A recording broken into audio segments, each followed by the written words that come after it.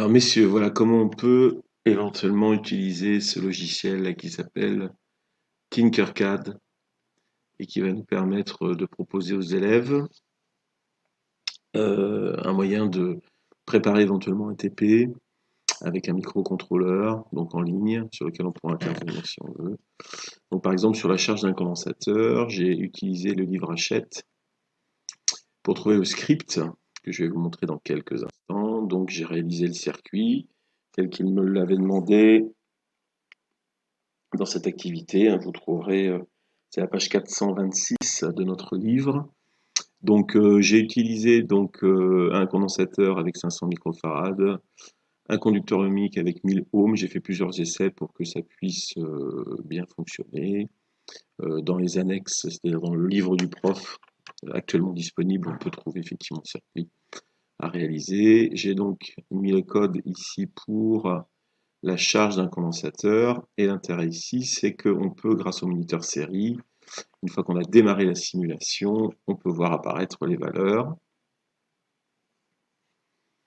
Voilà, elles apparaissent correctement ici pour les valeurs de conducteur ohmique, de résistance pardon, et de capacité que j'ai utilisées. J'ai fait plusieurs tests pour que ça fonctionne bien. Je copie ici mes valeurs. Voilà. Et je vais... alors il faut les faire passer par un, un éditeur de texte. C'est pour le format, je crois, qui est pas forcément toujours bon. Alors là, je sais pas si je les ai bien copiés. Voilà, ici,